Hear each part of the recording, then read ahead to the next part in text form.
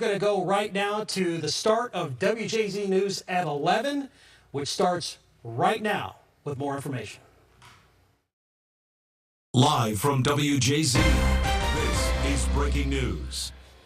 And of course, we come on the air after a very active weather night. More than a dozen tornado warnings were issued across our area in almost a 6-hour period, bringing down homes, snapping trees, and dumping dangerous flooding waters, trapping entire neighborhoods. I mean, from Montgomery County to Howard County, Baltimore City, Baltimore County to Harford County, WJZ has been in your corner all night long. And right now, we have a look at the devastation tonight's dramatic weather event left behind, an event we haven't seen here in years or maybe ever. And welcome to the news at 11. I'm Vic Carter. And I'm Rick Ritter. Following tonight's storm, as you can imagine, thousands remain without power. And at this hour, just less than 4,000 BGE customers are in the dark. The utility reporting some 2,400 in Baltimore County. Other substantial outages persist in Harford, Carroll, and Baltimore counties. BGE says it will need to conduct damage assessments before it can provide estimates on when power will be fully restored. And as we just mentioned, so much damage left behind. We have team coverage for you, though, tonight here at 11 o'clock. Christina Mendez standing by on your corner in Montgomery County, in Gaithersburg, one of the hardest hit areas, and then Kelsey Kushner on your corner in Harford County. Well, we began with First Alert Weather Chief Meteorologist Derek Beasley, who has been leading our coverage on the air for the last 5 hours. And Derek, what's the latest at this moment? Well, guys, I can safely say right now we have no active tornado warnings in our area. That's certainly some good news. Even the storm in northern Cecil County, the rotation has weakened on it. I thought they might extend the warning a little bit farther towards the east through northern parts of Cecil County, the extreme northeastern sections, but it looks like that has not occurred. We're going to continue to watch it. We do have area of rotation near Calvert, tracking down 273, but it is weaker than it was, so we're going to keep our fingers crossed that that thing can just go ahead and move out of the state right now and things should improve. Here's the wide view of the radar right now, and as you can see, we're looking at dry conditions across most of the state. We are tracking a few storms across portions of the region now. In Cecil County, these are going to be moving over into Delaware. You can see the storms now have made their way over towards Middletown, Delaware, and that's going to be the area that's going to be dealing with that storm as it crosses out of Cecil County. Again, effect for Newcastle County there. That goes until 11:30, and that's for this circulation that is now near Bohemius Mills. That's going to be tracking east. We're also looking at the other storm that is in northern Cecil County near Calvert, heading towards Fair Hill. That should be moving out of the area shortly. But the other big story has been the absurd amounts of rain that this storm has produced across portions of Harford County, where we saw upwards of 5 to 6 inches of rainfall in the area that you see right there in yellow. We've seen in excess of 5 to 6 inches of rain that has caused widespread flooding across this area. This actually also extends back into portions of southeast Baltimore County. So not only have we had the tornado threat, we had a flash flood threat throughout the evening, also some damage across the area, but it looks like once these storms exit Cecil County for good, we are finished here for the rest of tonight. We do have another chance for storms tomorrow. I'll let you know if we're going to have any issues with that, if we're going to see any more severe weather with the next round tomorrow afternoon, and your forecast heading towards the end of the week and the weekend, your First Alert forecast in just a few minutes. Back to you. Derek, thank you. Our live coverage continues now with Kelsey Kushner. She's in Harford County with a closer look at street flooding after heavy rain there tonight. But first, let's check in with Christina Mendez in Gaithersburg, where a few homes collapsed there tonight with people trapped inside. And Christina, one family somehow managed to escape. Take us through it. Vic and Rick, this is really ground zero for the significant residential damage from this storm. Picture this, a family of 5 was inside this home here behind me when all of a sudden at least 2 trees, one of them just displayed right here in front of you, snapped and landed on their roof, pushing down through. You could see straight into their home this evening. Thankfully, officials with Montgomery County do say that all 5 family members sustained non-life-threatening injuries. One person was trapped inside, we were told, but was removed by EMS. This is one of 3 homes in this first neighborhood that we came to that received some type of damage from trees, debris. Luckily, though, the other 2 in this neighborhood did not receive nearly as bad as a picture as what you're seeing here. This is daytime video. You can really just take in the extent of the damage. course, power was knocked out with this storm as well, but Montgomery County officials say they are ready to respond. As for the people that were here in this neighborhood, they tell me that they heard something like a train buzzing right over their heads, so they ran down into their basement. Here's what one neighbor told me with his young son. Could have been us. Could have been our house, right? And it could have been us under that tree getting trapped. And you know, you don't want to be in that situation, and I don't wish that for anybody. And I'm glad that nobody got hurt. I mean, you know, I guess it's only human to say I'm glad it wasn't us.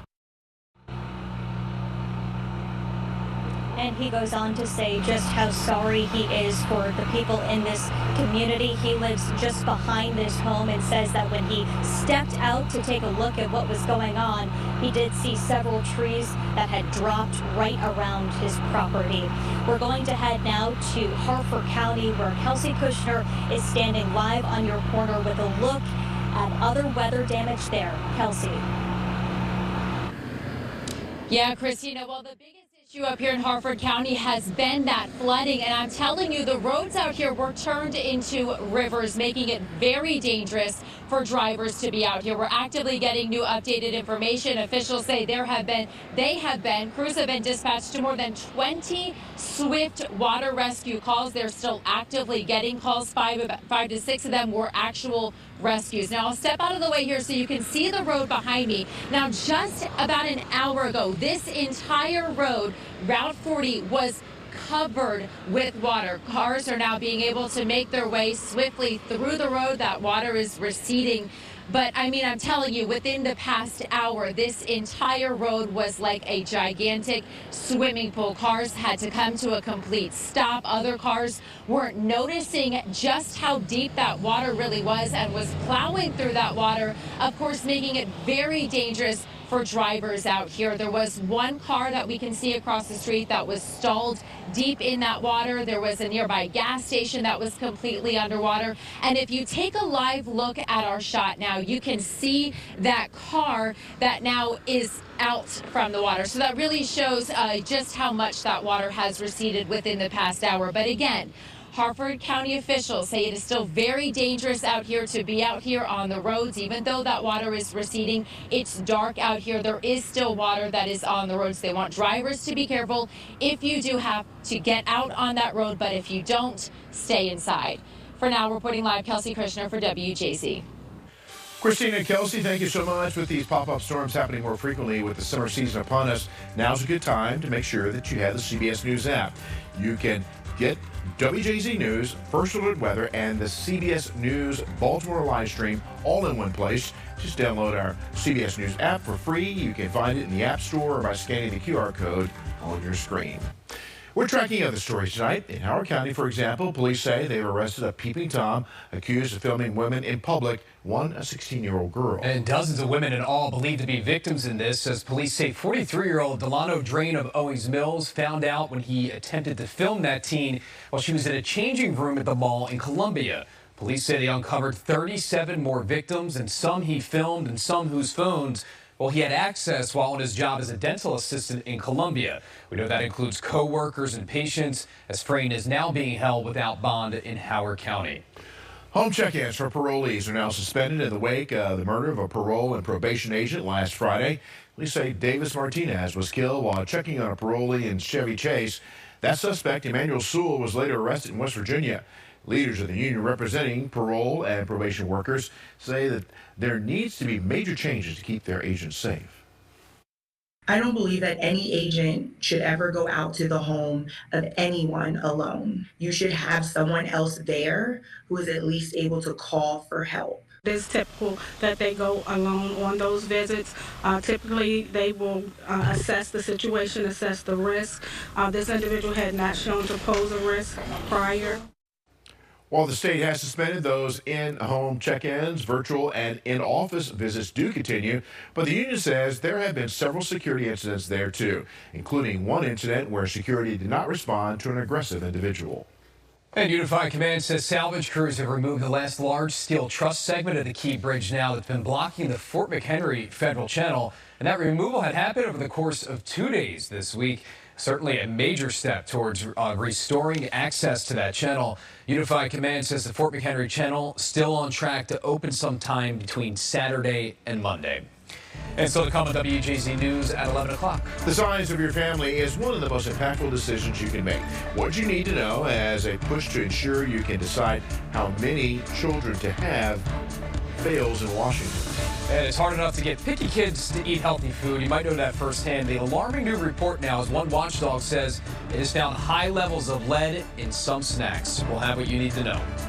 And still a little stormy up in Cecil County, but looks like the threat is starting to wind down. But we have more storms on the way for tomorrow. We'll talk about it in the first look forecast coming up. Tomorrow on WJZ Mornings, recycling medical equipment, how it's helping the environment and those who need it most. Wake up with us.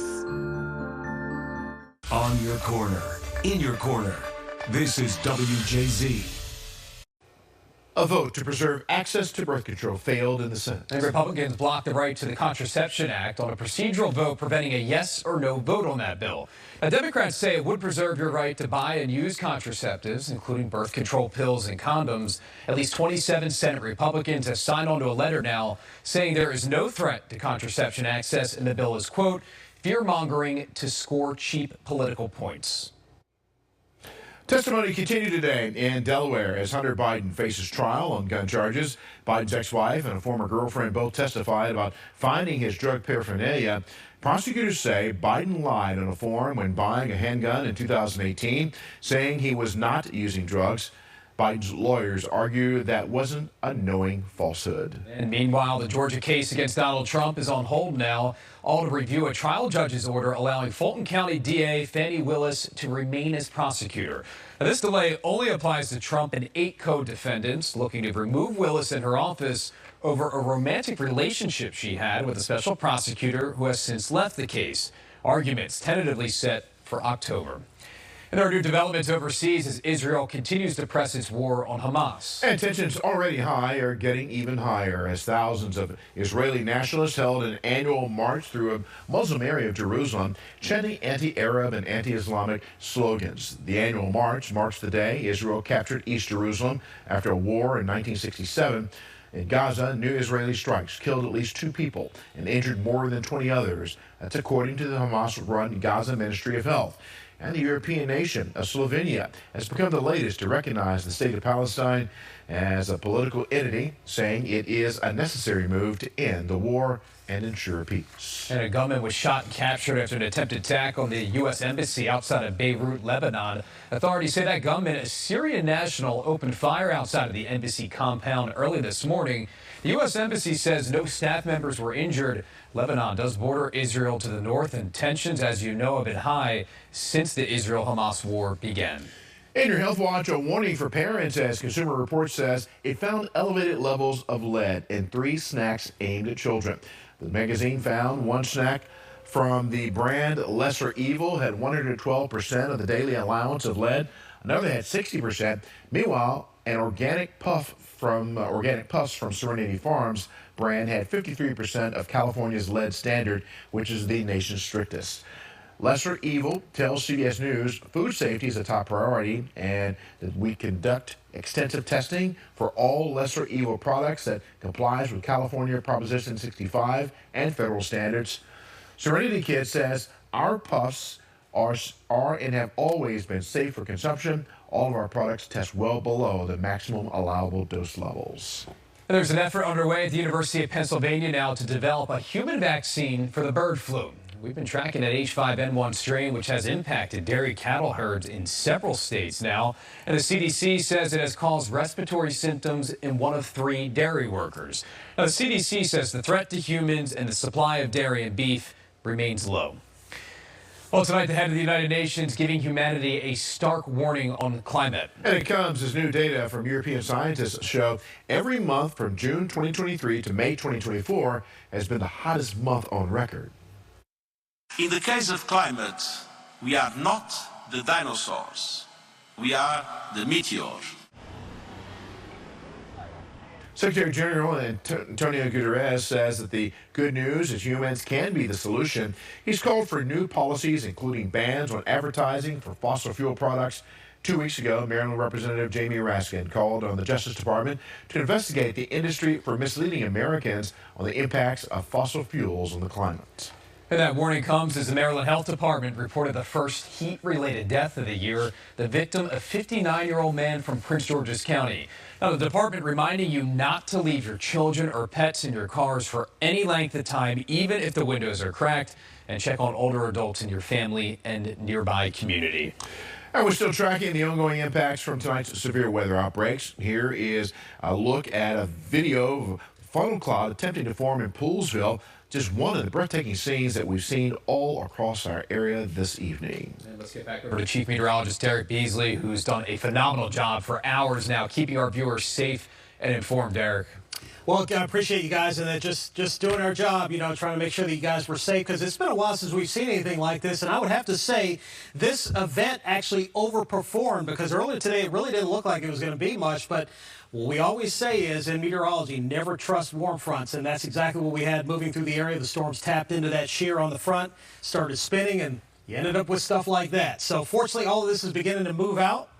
And we're still tracking this strong storm, though, that's over in the Newcastle County, Delaware. This is the one that moved out of Cecil County. And this thing is loaded with lightning. As a matter of fact, it looks like it is really intensified as it's moved out of the state. But really, all that's left in Cecil County is just this storm here. We'll continue to watch it. We don't expect it to ramp up anymore, but some downpours here for Fair Hill back towards Calvert on 273 and out towards Rising Sun, but not nearly to the extent as far as the severity is concerned of what it was just even about a half hour to an hour ago. Temperatures across the state, though, are in the 70s, and it looks like for tonight, that's about as low as we're going to get. Upper 60s to around 70. It's going to be a very humid night across the area. We are going to be looking at perhaps a few light showers in the morning, and then maybe another opportunity for a couple of storms tomorrow afternoon. I do not expect tomorrow to be anything like what we had today. There may be a couple of widely scattered storms tomorrow afternoon, but it shouldn't be anything like what we had this afternoon. As we track a future cast with the rain in the morning, and then we may see a couple of storms popping up tomorrow afternoon. Again, high temperatures will likely be a little bit warmer. We're expecting mid to upper 80s across our area. You can see how we're cloudy here throughout the first part of the day, and then it's going to be after about 2 or 3 o'clock that we could see a storm or two pop up. Best chances will be along and east of I-95 with temperatures, again, in the mid to upper 80s for highs. So there's your chance for rain coming in just about, I'd say, 2 or 3, maybe 4 o'clock in the afternoon. And all of that should shift off to the east. So here's your first alert 7-day forecast. Again, we got that chance for some storms tomorrow, 87 degrees, and then things looking a lot better for Friday into the weekend. There is going to be a late chance for showers on Sunday, but it's going to be a lot quieter than what we had to deal with tonight, and hopefully it'll be a long time before we have to see anything like that again.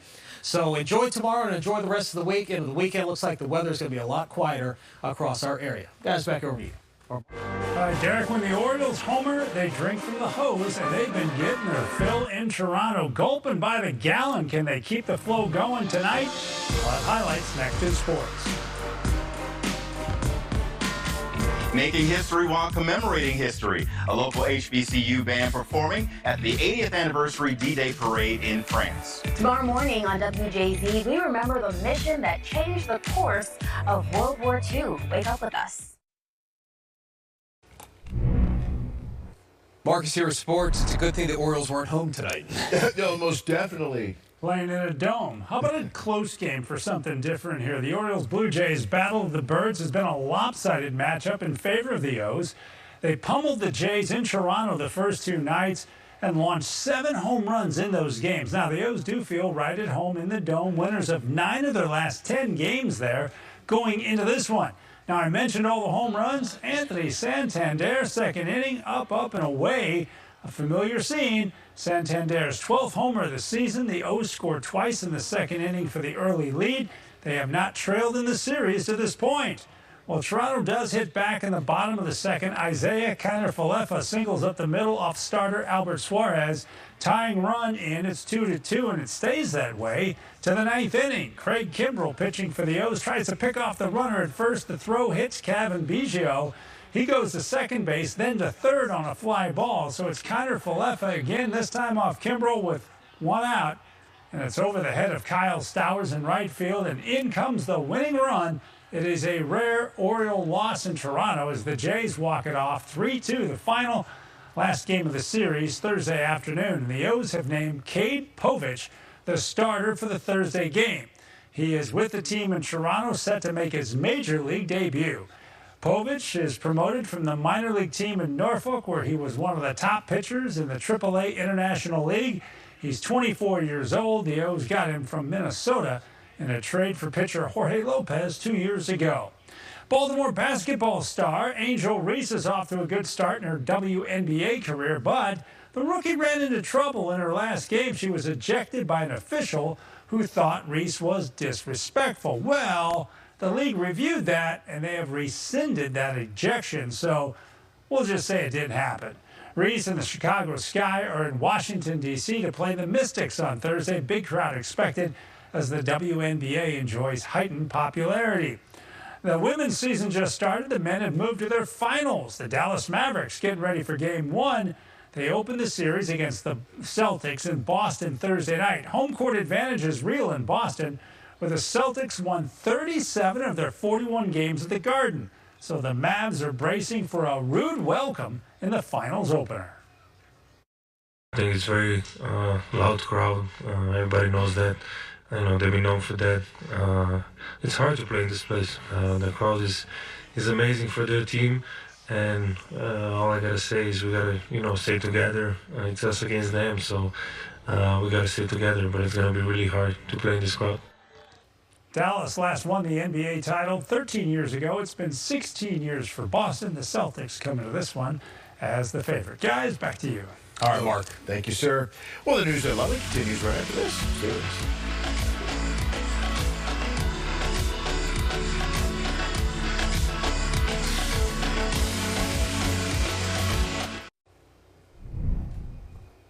Well, Maryland's Fleet Week is almost here. Of course, it honors members of the Navy, Marines, and Coast Guard whose ships will be docked all around Baltimore. Organizers say they are making final preparations for the event, which will steam into Baltimore's harbor June the 12th through the 18th, bringing with it activities and experiences for people of all ages. And the event includes free access to the fleet, flyovers, festivals as well. Really, it's a way for civilians to get an up-close look at the Navy, Coast Guard, and Marines. We publicize to them that liberty is the mission, so we really want to get the sailors out and interacting with the public and telling their stories. They can bring their sailors here, they can go to the Naval Academy, they can go to the Pentagon, they can move around this wonderful city with all its restaurants. And the events aren't just on the water. There will be a series of flyovers in modern and historic military and civilian aircraft Saturday and Sunday, June the 15th and the 16th. And WJZ proud to partner with Maryland Fleet Week and fly over again. It all kicks off 1 week from today, June 12th, and again runs through the 18th. I'll tell you what, as a kid, nothing better than getting to go see those ships and everything up close. Absolutely, and in fact, they're going to have those flyovers, lots of activity down at the Inner Harbor as well, and then right after that comes aft ramp. So Baltimore's going to be really, really busy. We got a lot going on. We like it that way. All right, we'll be right back.